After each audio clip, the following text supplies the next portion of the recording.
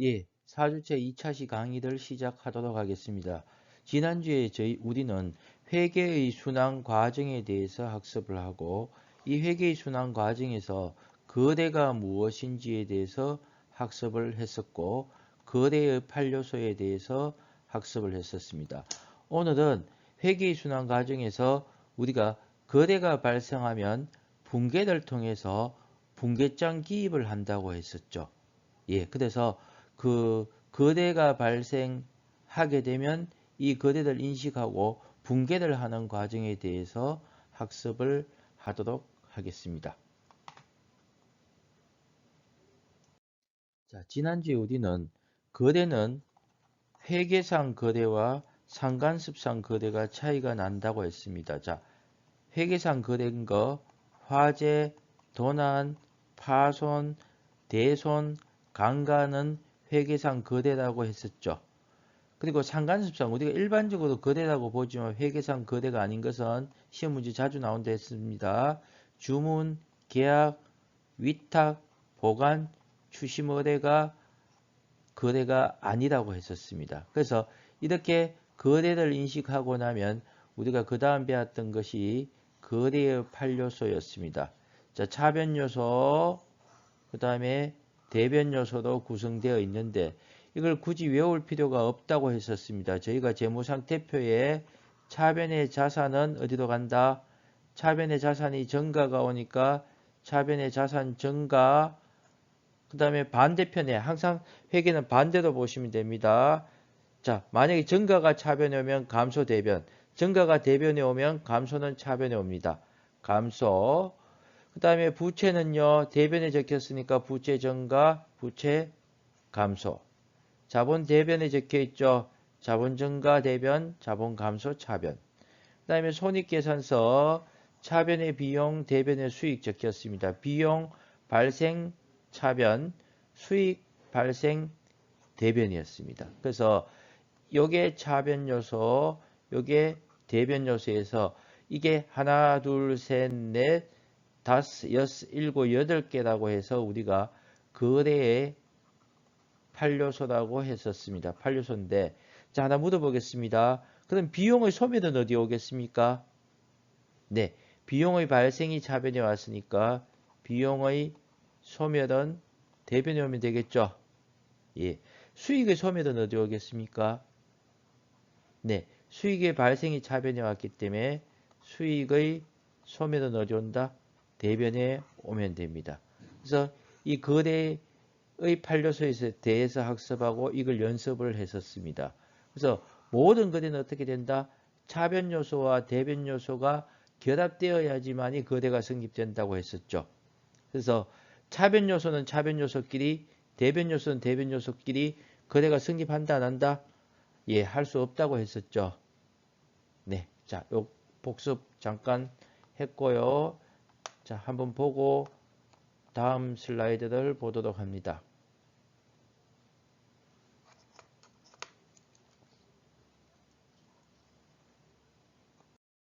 자, 그래서 자, 가만히 보시면 우리는 모든 거래는 차변 요소와 대변 요소가 결합되어서 거래가 성립된다고 했었죠.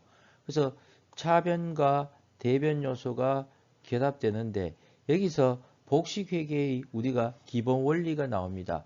자, 우리 회계를 둘로 나누면 단식 회계와 복식 회계로 나눈댔습니다.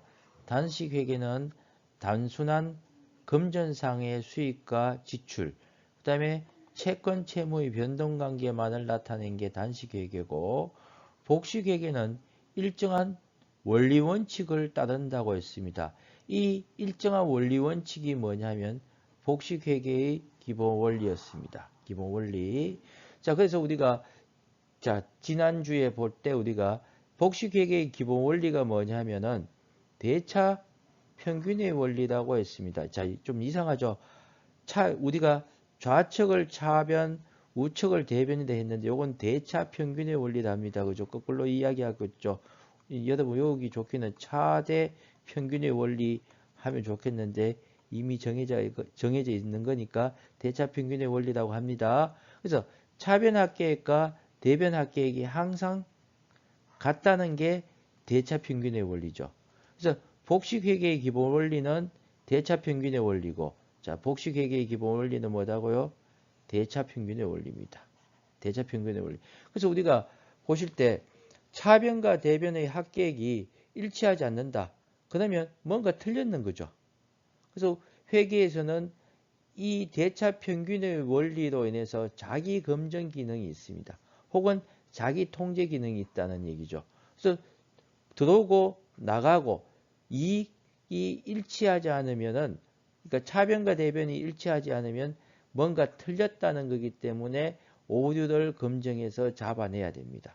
자, 그래서 요거 있었고, 그래서 이 대차평균의 원리가 왜 가능했는가 하면, 우리가 거래의 8요소에 따라서 차변 요소와 대변 요소가 결합되어서만이 거래가 성립된다고 했었죠.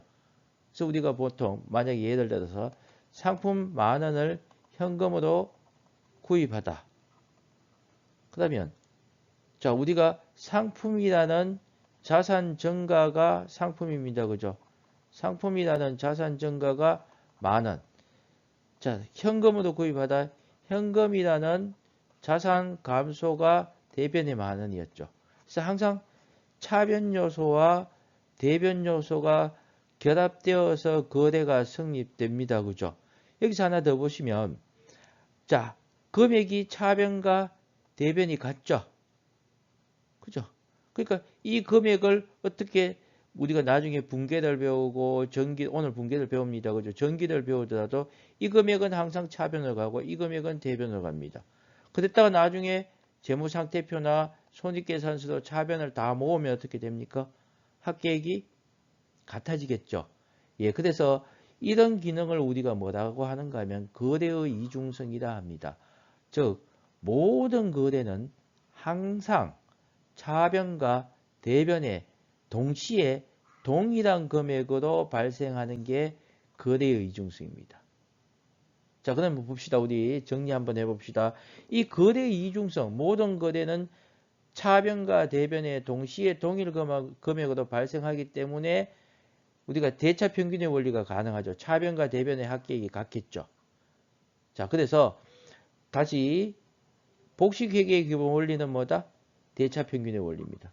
이 대차평균의 원리가 가능하도록 해주는 게 뭐다? 거래의 이중성입니다. 자, 밑에 읽어볼게요.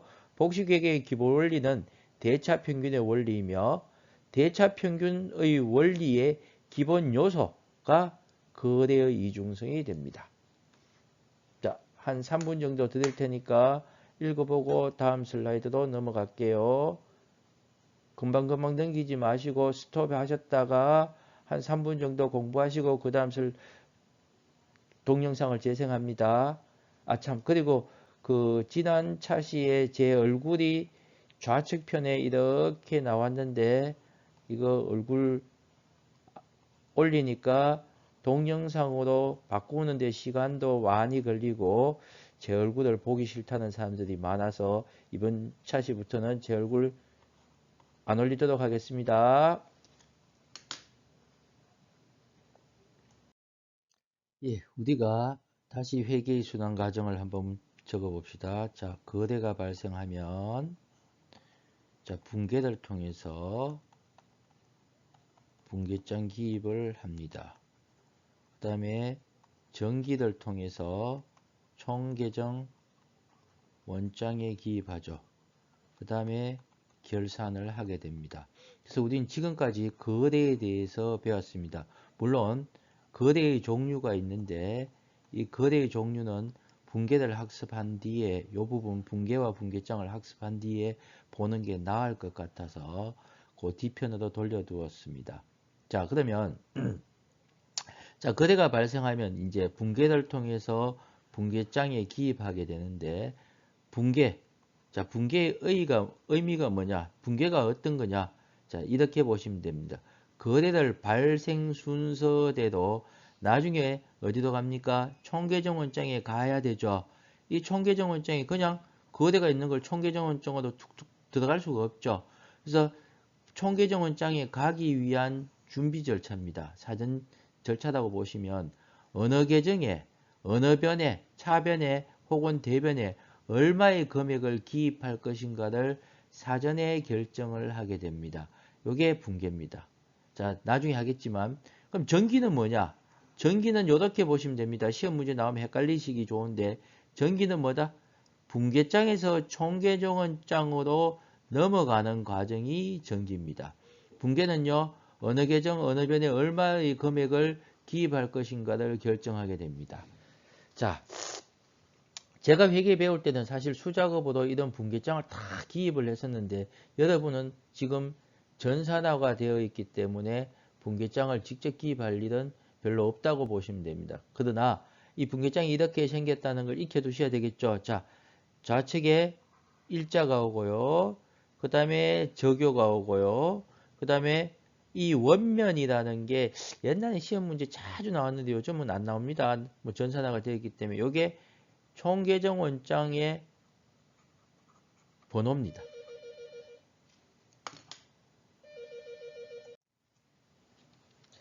예, 그래서 이 총계정 원장 번호를 의미하고 차변, 대변 여기는 금액이 기입되게 됩니다.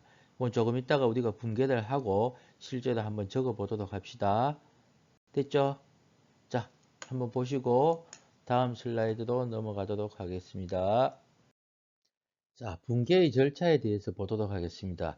이게 과거에는 시험 문제로서 다음 중 분계의 절차에 대해서 맞는 것은 이렇게 공무원 시험에도 나오고 자주 출제가 되었는데 실제로 지금은 거의 뭐 출제될 가능성이 없다고 보시면 됩니다. 여러분 나중에 이 절차가 1번부터 5번까지 있는데 이 절차를 한번 따라서 분계를 해볼 생각입니다. 하지만 뭐 나중에는 지난 시간에 이야기했지만 항상 한쪽을 먼저 결정하고 한쪽을 결정하세요. 분계의 절차대로 일단은 해보도록 합시다. 자, 거래를 먼저 인식 또는 확인을 합니다. 내가 상품 10,000원을 현금으로 구입했다 하면 이렇게 거래를 인식하거나 확인을 했겠죠. 확인을 하고 거래를 분석한다는 얘기를 합니다. 이 분석이 뭐냐면 이 해당 거래가 거래의 판료소에 따라서 이 거래가 자산, 부채, 자본, 비용, 수익에 어떠한 영향을 미쳤는가를 분석하게 됩니다. 자, 요거 보면 상품이 기업에 들어왔죠. 그러니까 자산이 증가했을 거고 그 다음에 현금이 나갔죠. 그래서 자산이 감소했을 겁니다. 그래서 거래를 인식하고 혹은 확인하고 거래를 분석을 합니다. 그 다음에 세 번째 이제 이름을 정합니다. 계정 과목 명칭이라고 했죠. 그래서 여러분 지금부터는 계정 과목이 나오면 요게 요때서는 명칭이라고 기억을 해 두시면 됩니다. 자, 자산 증가, 자산 감소로 분석이 되었는데 자, 요때 자산 증가하는데 이름을 뭘로 주겠다? 상품으로 주겠다. 자산이 감소했는 거에 이름은 뭘로 주겠다? 현금으로 주겠다 해서 이름을 결정을 합니다. 그 다음에 차변과 대변을 결정합니다. 자산 증가니까 자산 증가는 어떻게 왔다? 차변의 상품. 요 자산 감소는 예, 대변의 현금. 이렇게 적히겠죠. 자, 이렇게 해놔놓고 마지막에 거래의 금액을 확정합니다. 차변에 상품 적혀 있고 대변에 현금 적혀 있으면 금액을 확정합니다. 얼마? 10,000원. 이렇게 확정합니다. 근데 이게 지금 분계의 절차인데 나중에 숙달이 되면 하나하나씩 끊어서 한꺼번에 하시면 되겠죠. 그래서 혹시 모르니까 이 분계의 절차, 거래를 인식하고 확인, 혹은 그 다음 거래를 분석하고 계정 과목을 결정하고 차변과 대변을 결정하고 거래 금액을 확정한다. 하여튼 그 정도 한번 보고 가세요. 혹시나 시험 문제 나올 수도 있으니까. 자, 이렇게 된 거를 분계장이라는 놈에 기입을 합니다. 거래를 발생순으로 분계하여 기입하는 장부가 분계장입니다. 자, 한번 보고 이거 연습하도록 합시다. 이제부터 다음 슬라이드에서 자, 분계의 절차에 따라서 연습을 한번 더 해볼게요. 자, 1월 3일 현금 20만 원을 출자하여 영업을 개시하다고 했습니다. 자, 거래들 인식했죠? 현금 20만 원 출자해서 영업을 개시를 했습니다. 자, 이제 거래들 분석할까요? 자, 현금이 기업에 우리가 법인은 뭐라고요? 법으로 인격을 부여합니다. 기업 실체의 공준이다 해서 우리가 회계 다니는 기업이 됩니다. 자, 거래를 분석합니다. 자산이 들어갔겠죠. 기업에 자산이 들어갔고 출자가 했으니까 자본이 증가가 되었을 겁니다. 자, 자산 증가, 자본이 증가했는 거래로 분석을 했습니다. 자, 계정 과목을 결정을 해볼까요? 자, 자산이 증가되었는데 요 계정 과목은 뭐로요? 현금이라고 하시면 되겠죠. 아마 여러분 이렇게 현금 및 현금 등가물이라고 제가 적어놨는 부분도 있을 겁니다. 자, 일단은 지금은 현금 정도로 생각하세요.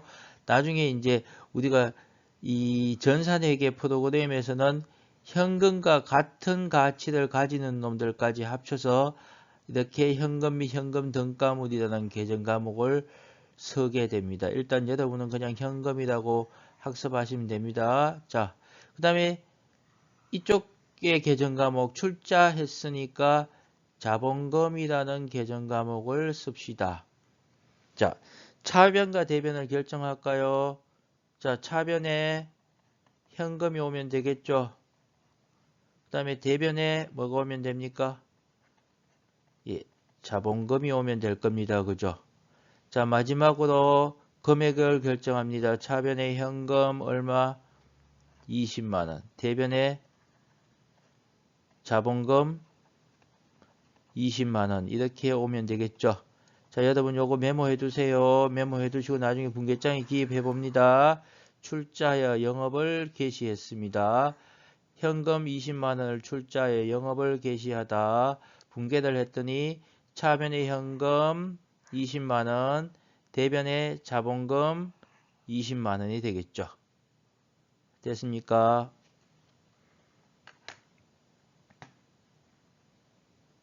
자, 다음 슬라이드 보기 전에 한 번 더 봅니다. 자, 계속 연습을 하도록 할게요. 자, 이들 5일 건물 20만원을 구입하고 현금으로 지급했습니다. 거래를 인식을 했겠죠. 자, 현금으로 건물을 구입했습니다. 인식을 했습니다. 자, 세 번째 두 번째 거래의 분석을 합시다. 건물이 들어왔으니까 자산 증가고 현금으로 돈이 나갔으니까 자산 감소죠. 자산 감소. 자, 이제 세 번째 거래를 분석했고 그 다음에 계정 과목을 결정합시다. 자, 건물이라고 이름을 주면 되겠죠. 그 다음에 요 놈은 뭐라고 줄까요? 현금으로 주면 되겠죠. 그 다음에 네 번째 차변과 대변을 결정하도록 합시다. 건물이라는 자산 증가는 어디에 적혀야 된다? 차변. 대변에 현금이라는 자산 감소는 대변에 적으면 되겠죠. 자, 마지막으로 금액을 결정합니다. 얼마입니까? 건물 20만원, 현금 20만원이 되겠죠. 자, 보세요. 자, 그 다음 거 볼게요. 1월 10일 상품 20만원을 외상으로 구입하다고 했습니다. 거래를 인식했습니다. 분석합니다. 상품 20만원이 외상으로 구입했으니까 상품이 들어왔으니까 자산 증가. 돈을 줬습니까? 안 줬습니까? 안 줬죠. 외상으로 구입했으니까 나중에 자기가 돈을 줘야 될 의무가 발생하죠. 채무가 발생합니다. 부채 증가입니다. 그죠? 자, 이름을 줍시다. 계정 과목. 자, 자산이 증가했는 거는 상품. 부채가 증가했는데 외상으로 구입했네요. 그죠? 자, 외상 매입금 하도록 합시다. 외상 매입금. 자, 그 다음 차변과 대변을 결정하도록 합시다. 상품이라는 자산이 증가하는 차변 요소죠. 그 다음에 외상 매입금이라는 부채가 증가하는 대변 요소죠. 자, 차변과 대변 결정하고 금액을 결정합니다. 얼마? 20만원, 20만원. 됐죠? 자, 다시 봅니다. 건물을 구입하고 현금으로 지급했다. 그 다음에 건물을 구입했으니까 건물이라는 자산 증가는 차변에 옵니다. 20만원, 그죠? 그 다음에 현금이라는 자산 감소는 대변에 옵니다. 금액 20만원. 그 다음에 1월 10일 상품 20만원을 외상으로 구입했다. 상품이라는 자산 증가 차변에 오고 외상 매입금이라는 부채 증가 대변에 20만원, 20만원 오면 분계가 끝나게 되겠죠. 자, 복습하시고 다음 슬라이드 보도록 합시다. 자, 지금 했는 것을 분계장에 기입을 한번 해보도록 할게요. 자, 우리가 1월 3일 날 차변이 뭐였습니까? 예, 현금을 출자해 영업을 개시하다 했죠. 현금 얼마요? 20만원. 검은 글로 쓸게요. 자, 그 다음에 대변에 출자의 영업을 개시하다 했으니까 자본금 이렇게 중간으로 나누어서 좌측에 차변, 우측에 대변 적으시면 됩니다. 그죠? 20만원. 자, 요 밑에는 거래의 내용을 간단하게 요약합니다. 출자여 영업 개시 정도로 적어주시면 되겠죠. 그 다음에 원면 번호인데, 자, 이 현금의 원면 번호는, 자, 1번이 될 겁니다. 1번이 되는데, 자본금은 몇 번이 될지 모르겠죠. 그래서 나중에 적으면 됩니다. 적으면 되는데, 이게 지금 전산회계에서는 자동으로 적혀도 됩니다. 자, 두 번째 분계를 볼까요? 우리가 1월 며칠이었죠? 5일이었죠? 건물을 구입했습니다. 그죠? 건물을 현금으로 구입했습니다. 건물 20만원. 대변에 현금 20만원. 됐죠? 그래서 간단하게 적는다면 건물 구입 이렇게 하면 되겠죠. 됐습니까? 자, 세 번째 거 볼까요? 1월 10일이죠. 일자는 다 안 적어도 되겠다. 그죠? 1월 10일. 자, 상품을 외상으로 매입했습니다. 차변 상품 20만원. 대변에 외상 매입금 20만원 하고, 자, 거래를 간단하게 요약하면 상품 외상 매입 이렇게 하면 되겠죠. 그러니까 우리가 지금 보셨죠? 거래가 발생하면 분계를 통해서 어디다 기입했다? 분계장에 이렇게 기입하시면 됩니다. 그래서 여러분이 지금 하실 때 이 분계가 가장 중요합니다. 분계만 해 놓으시면 나중에 전산회계 프로그램에서는 자동으로 분계장 기입하고 정기에서 총계정원장에 기입되고 결산으로 자동으로 가게 됩니다. 근데 제가 분명히 말씀드리는데 여러분 회계원리 시간에 지금 진도가 비슷하게 나갈 겁니다. 이 분계 그 다음에 분계장 기입, 정기, 총계정 원장 기입하는 거 수작업으로 꼭 해보셔야 됩니다. 많이 연습하셔야 됩니다. 그래야지 나중에 이게 오류가 발생하면 찾을 수도 있고 문제가 발생했을 때 해결할 수도 있게 됩니다. 그래서 저는 연습은 회계원리에서 한다고 보고 요 정도 하고 넘어갑니다. 분계 연습만 하도록 하겠습니다. 자, 보세요. 각자가 한번 입력해 봅니다. 자, 시간 더 될 테니까 입력 다 분계장에 입력해 보시고 다음 슬라이드 봅니다. 자, 숙달이 되었다고 보고 조금 이제 분계를 연습을 하는데 자, 절차에 따르지 말고 한번 해볼게요. 자, 외상매입금을 현금으로 지급하다고 했습니다. 자, 외상매입금을 현금으로 지급했습니다. 쉬운 쪽부터 할게요. 현금으로 지급했는 게 쉽죠? 그럼 현금이라는 자산이 감소되었으니까 차변입니까? 대변입니까? 자, 대변 현금 얼마요? 20만원 결정하시면 되죠. 그 다음에 차변 요소 봅시다. 차변은 부채를 갚았네요. 자기가 갚아야 될 외상매입금을 갚았습니다. 그죠? 부채 감소는 차변입니까? 대변입니까? 네, 차변이죠. 그래서 외상매입금 얼마요? 20만원 하시면 되겠죠. 자, 다시 외상매입금을 현금으로 지급하다 했습니다. 여러분 쉬운 쪽 하시면 됩니다. 외상매입금 갚았는 게 더 쉬우시면 갚았다 외상매입금이란 부채감소 차변 현금으로 갚았으니까 대변에 현금 이렇게 하시면 되겠죠. 됐습니까? 자, 다음 거 볼게요. 대구은행으로부터 현금을 차입했다, 빌렸다는 얘기죠. 자, 기업에 뭐가 들어온다? 현금이라는 자산이 증가됩니다. 차변에 현금 얼마? 20만원. 자, 대변해 볼까요? 대변 요소는 빌렸으니까 나중에 뭐 해야 됩니까? 갚아야 되죠. 20만원인데 이름 뭘로 줄까요? 네, 빌렸으니까 차입금이라고 적어줍니다. 자, 새로운 계정 과목이 나오시면 이게 이름이 뭐다는 거 익혀두시고 언제 쓴다는 거 돈을 빌릴 때 차입금입니다. 그죠? 이게 자산이냐 부채냐? 부채죠. 부채 증가입니다. 그죠? 요렇게 하나씩 지금 익혀두시면 됩니다. 그죠? 지금 그 정도까지만 하시면 됩니다. 자, 이거 한번 보시면 A라는 사람이 B에게 돈을 빌려줍니다. 그 다음에 빌린 사람은 차입금, 빌려준 사람은 나중에 돈을 받을 수 있죠. 그래서 뭐가 된다? 빌려주었다 해서 대여금이라는 계정 과목을 쓰시면 됩니다. 자, 이렇게 익혀두도록 합시다. 자, 보시고 다음 슬라이드 볼게요. 자, 이번에는 이자를 현금으로 지급했습니다. 자, 이자를 현금으로 지급했습니다. 쉬운 것부터 할까요? 대변. 대변을 영어로 DR로 쓸게요. 자, 현금으로 지급했습니다. 현금 얼마요? 예, 10만원. 대변 결정하고, 차변 결정해 볼까요? 차변.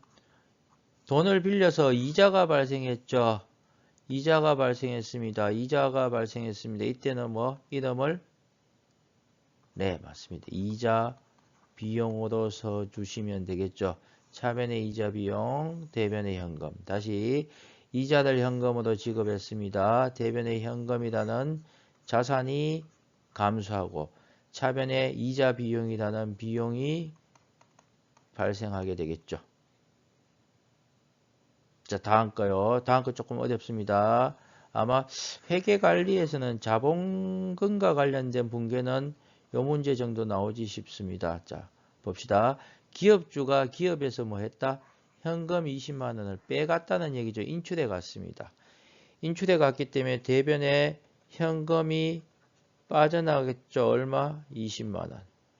차변에 자, 기업주가 가지고 갔으니까 나중에 기업주, 사장인데 줄 돈이 줄죠. 그래서 자본이 감소합니다. 그래서 자본금으로 적으셔도 되고 나중에 인출금이라는 계정 과목을 별도로 만들어 쓸 수도 있으니까 인출금 하셔도 됩니다. 그래서 시험 문제는 자본금으로 나올 수도 있고 인출금으로 나올 수도 있습니다. 보통 그 기업에서 인출금을 설정하는 경우가 있다면 인출금으로 써주시면 됩니다. 자, 기업주가 현금 20만 원 인출했다. 대변에 현금이라는 자산 감소, 차변에 소유자가 가지고 갔으니까 소유자인데 갚았다고 생각하셔도 되죠. 그래서 자본금이 감소합니다. 차변, 자본금, 대변에 현금 이렇게 하시면 됩니다. 자, 복습하시고 다음 슬라이드 볼게요. 자, 종업원과의 식대를 카드로 결제했습니다. 자, 우리가 식대가 발생했다. 이렇게 정리해두면 좋겠죠. 식대가 발생했는데 거래처와 식사를 했다. 뭐라고요? 네, 접대비로 해두시면 되겠죠. 종업원, 직원, 즉 요건 뭐로 하면 되겠다? 복리, 후생비로 하셔도 됩니다. 그죠? 나는 이름으로 주시면 됩니다. 자, 그래서 식대가 복리후생비라는 비용이 차변에 발생했죠. 차변. 대변에 10만원인데 이름을 뭘로 준다? 지금 돈 안 줬죠? 나중에 카드 대금으로 결제하시면 됩니다. 그죠? 요때서는 계정 과목이 뭐다? 미지급금으로 쓰시면 됩니다. 미지급금 기억하세요. 미지급금으로 쓰시면 됩니다. 자, 그 다음에 대여금에 대한 이자를 받았네요. 쉬운 거부터 할게요. 돈 받았죠? 차변에 현금 얼마요? 10만원 이자 받았습니다. 현금이라는 자산이 증가되었죠. 이자를 받았습니다. 그죠? 대변에 뭐라고요? 10만원인데 이자를 받았습니다. 이자를 지급하면 이자 비용. 이자를 받았으면 뭐다? 이자 수익으로 처리하시면 됩니다. 이자 수익이라는 계정 과목이 오면 됩니다. 그죠? 자, 됐습니까? 다시 볼게요. 종업원 식대를 카드로 결제하다. 종업원과의 식대이기 때문에 복리후생비, 차변. 카드로 결제했으니까 돈 안 줬으니까 미지급금이라는 부채 증가.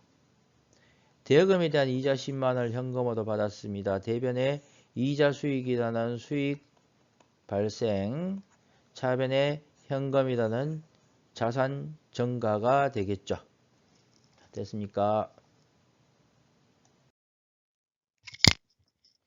자, 붕괴 예제 문제입니다. 한 3분 정도 드릴 테니까 여러분 한번 풀어보시고 같이 풀도록 합시다. 3분 정도 드릴게요. 풀어보세요.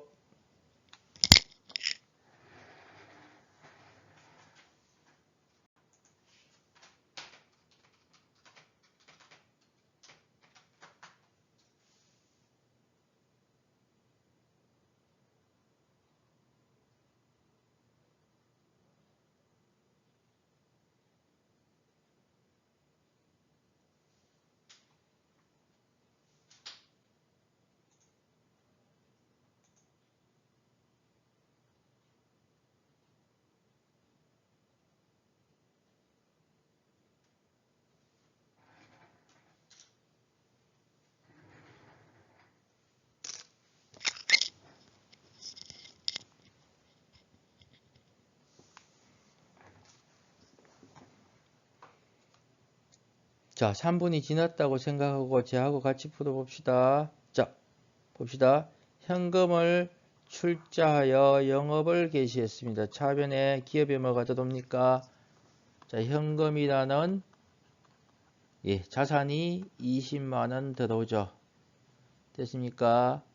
그 다음에 출자에 영업을 개시했다 했습니다. 대변에 출자했으니까 뭐가 증가한다? 자본금이라는 자본이 증가하죠. 얼마? 20만원 증가하죠. 자, 두 번째 볼게요. 상품 25만원을 매입했습니다. 매입했습니다. 차변에 어떻게 상품이라는 자산이 증가합니다. 25만원 증가했죠.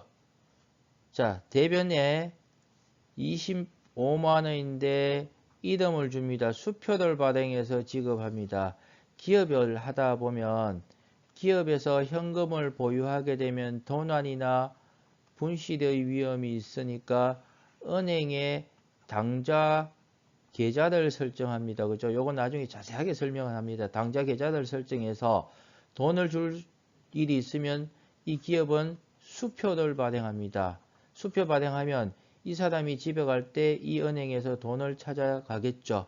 자기 계좌에서 돈을 찾아가기 때문에 예금 잔고가 줄겠죠. 그래서 요때서는 계정 과목이 당좌 예금이라고 씁니다. 그래서 당좌 예금 자산인데 대변해 왔기 때문에 자산 감소가 되겠죠. 그래서 시험 문제에는 현금보다는 수표도 수표도 입금했다, 수표도 지급했다는 게 더 자주 나옵니다. 수표를 발행해서 지급하면 뭐가 나온다? 대변에 당좌예금 오시면 됩니다. 자, 금요 20만원을 현금으로 지급했습니다. 쉬운 거부터 볼까요? 대변에 현금 얼마요? 20만원. 차변에 급여, 비용 발생이죠. 급여 얼마요? 20만원 하시면 되겠죠. 자, 그래서 차변의 비용 발생, 대변의 자산 감소가 되겠죠. 네 번째 볼까요? 상품을 팔았는데 뭐 더 받았다? 상품을 팔았습니다. 뭐가 감소합니까? 기업에서 대변의 상품이라는 자산이 감소하죠. 차변의 외상으로 팔았기 때문에 자기가 나중에 돈 받을 권리가 생기죠. 자산 증가인데 이름을 뭘로 주면 된다? 네, 좋습니다. 외상 매출금 하시면 됩니다. 됐죠? 다섯 번째, 은행으로부터 현금을 빌렸습니다. 그러면 차변에 뭐가 들어온다? 현금이라는 자산이 30만원, 자산 증가 30만원. 대변에요. 빌렸다. 좋습니다. 차입금 30만원. 이렇게 하시면 되겠죠. 자, 여기다 놓고 봅시다.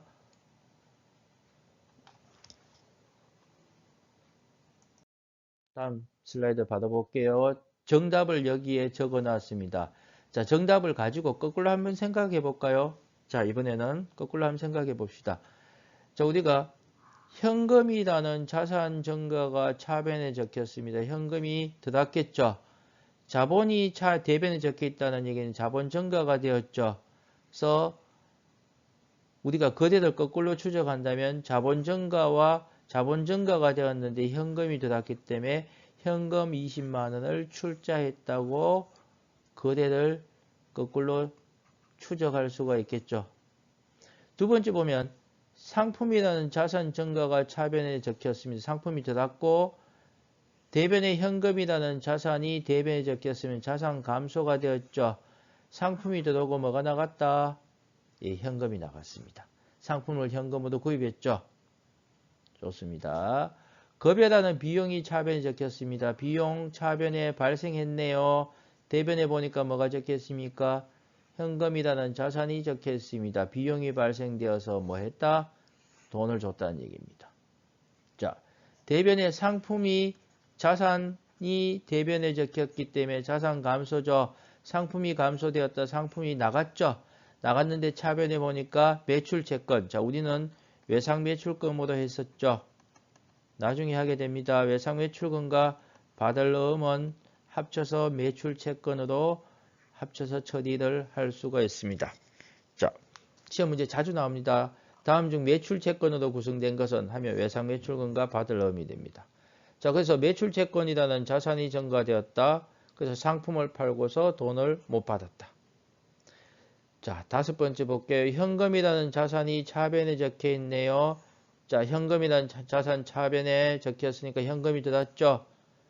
대변에 보시면 차입금이라는 부채가 적혀 있네요. 부채 증가죠. 그러니까 돈을 빌렸다. 그래서 여러분이 자, 거래가 발생하면 붕괴를 통해서 붕괴장 기입을 하는데 이렇게 붕괴를 할 수도 있어야 되고 거꾸로 거래를 추적해낼 수도 있으셔야 됩니다. 자, 오늘은 여러분 붕괴에 대해서 학습을 했습니다. 붕괴에 대해서 학습을 했는데 앞으로 계속해서 붕괴에 대해서 공부를 계속 하게 될 겁니다. 그래서 여러분 오늘 배운 것들 그러니까 너무 큰 욕심 내시지 말고 오늘 배운 붕괴 정도만 정확하게 댓글로 만들어 두시면 될 것으로 판단이 됩니다. 그리고 지금부터는 어떤 거래가 발생됐는데 어떤 계정 과목을 쓴다는 게 하나씩 나오게 되면 그때 아, 요때는 요런 계정 과목을 쓰는구나 하고 여러분 것으로 만들어 가도록 합시다. 자, 건강 조심하시고요. 아, 참. 지금 요렇게 1차시, 2차시들 다 들으시면 퀴즈를 내놨을 겁니다. 내놓으면 시험 평가에 들어가시면 퀴즈가 있으니까 골프리 해보세요. 자기 실력 테스트 해보세요. 자, 수고하셨습니다. 꼭 테스트 해보세요. 테스트 해보시고, 자, 틀리면 다시 테스트하고 테스트 하세요. 자, 수고하셨습니다.